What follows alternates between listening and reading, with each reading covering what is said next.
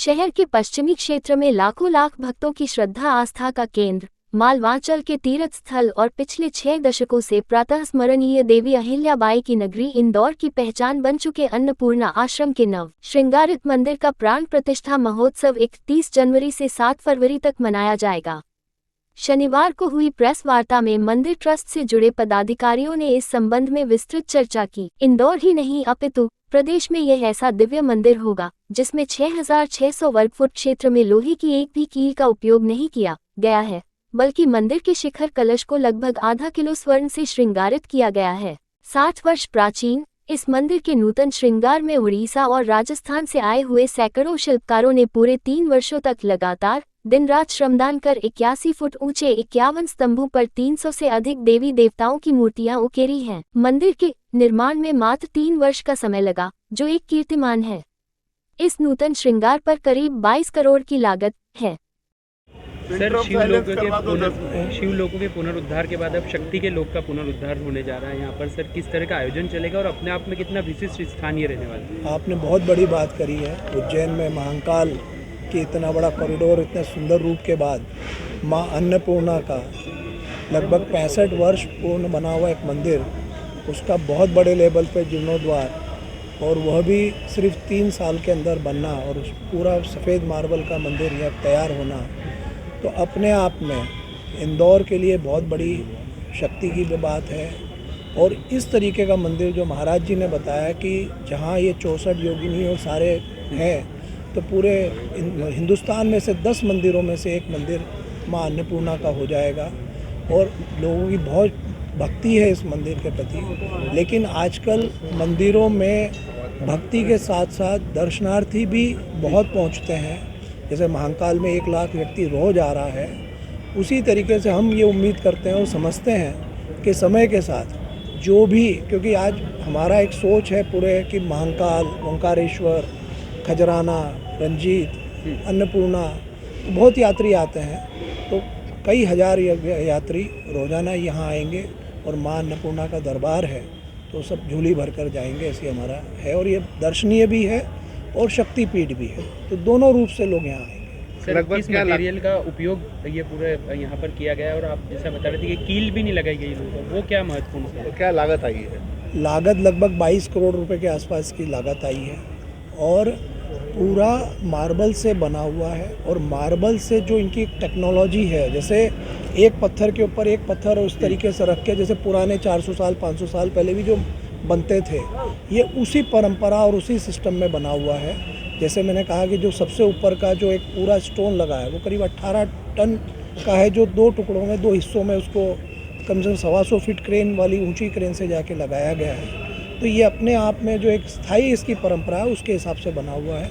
और सारे पिलर्स बन के आए हैं राजस्थान से, और यहाँ पिलर लग के और मज़दूरों ने यहीं पर इनकी गढ़ाई करी है। ये कहीं से बन के नहीं आए हैं, यहाँ रात और दिन मजदूरों ने एक एक चीज़ को यहीं गढ़ा है। तो आप इसकी सुंदरता उसी से देख सकते हैं। सर, आपने बताया 3 साल पहले तो एक चुनौतीपूर्ण दौर भी था, तब कोविड था, तो ऐसे में क्या ये माना जाए कि माता जी की इच्छा थी कि उस दौर से अभी तक इतने कम समय में? मैं माता जी की इच्छा के साथ साथ इन संत को प्रणाम करना चाहूँगा। मैं तो इनको हठी संत बोलता हूँ। कोई हट कर लें तो माँ भी इनको पूरा आशीर्वाद देती है। जब 3 साल पहले भूमि पूजन हुआ था और 4-6 महीने में ही ये कोविड और सब कुछ हो गया था, तो एक बार तो लगा। हाँ सर, बताइए किस प्रकार का अन्नपूर्णा मंदिर का जीर्णोद्धार किया है, किस तारीख को यहाँ प्राण प्रतिष्ठा की जाएगी और पूरा आयोजन किस प्रकार से रहेगा? पूरा आयोजन 31 तारीख को होगा और 7 तारीख को संपूर्ण होगा। इसमें जो माँ की प्राण प्रतिष्ठा माँ की जो है वो 3 फरवरी को होना। पूरा 3 दिवसीय जो आयोजन होंगे 5 दिवसीय, किस प्रकार का पूरा रहेगा, क्या व्यवस्थाएं रहेगी? नहीं, इसमें पूरी व्यवस्था 31 तारीख से माँ की प्राण प्रतिष्ठा की सारी अपने विधान, हिंदू विधान के हिसाब से जो पूजा पाठ का जो होता है, माँ का अभिषेक इत्यादि जिस तरीके से होता है वो सब। और 3 तारीख में स्वामी जी अवधेशानंद जी महाराज भी आ रहे हैं, उनका उद्बोधन भी होगा और पूरा उसमें पार्टिसिपेट। आपका नाम? टीकमचंद है। अभी हमारी समिति के मुख्य यजमान विनोद अग्रवाल जी ने काफ़ी डिटेल में पूरी पत्रकार वार्ता को संबोधित करके पूरी सब बातें बताई। उसी के अनुरूप यही एक खुशी का बात है कि महाअहिल्या की नगरी में हमारे यहाँ के अधिष्ठाता महाराज जी का जब मन में बात आई कि नया मंदिर में विराजमान माँ हो, तो 65 वर्ष पूर्व जिस तिथि को माँ विराजी थी उसी तिथि को ये माँ का प्राण प्रतिष्ठा नए जो सामने आपको स्वरूप नजर आ रहा है कि माँ विराजमान होगी। और इसमें ट्रस्टी लोग और एक समिति के लोग और सबका सहयोग मिला और करीब 22 करोड़ की लागत से इसको समय में पूरे सभी के सहयोग से इसको निर्माण कर पाए। ये एक समझना चाहिए कि ये एक चमत्कारी कहेंगे जिसमें कि ये पूरा समय पे निर्माण हो पाया। सभी ट्रस्टियों ने इसमें जी भर के पैसे का तन मन धन से सहयोग किया, पूरी समिति ने किया, इंदौर वासियों ने किया। और हम आपसे एक ही आग्रह करेंगे, जैसे आजकल मीडिया पे कई तरह के समाचार तो बार बार दिखाए जाते हैं जिसमें कि कोई घटना हो गई है जो कि उसका मैसेज कोई पॉजिटिव नहीं रहता उस घटना का, लेकिन उसको बार बार दिखाते हैं। कम से कम महाअहिल्या की नगरी में इतना सुंदर मंदिर बना है।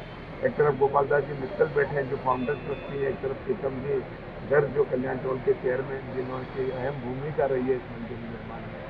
तो इस मैसेज को आप जितने से ज़्यादा प्राण प्रतिष्ठा को कवर करेंगे तो ये महाअहिल्या भी ऊपर से खुश होंगे और उन्हीं के आशीर्वाद से ही है।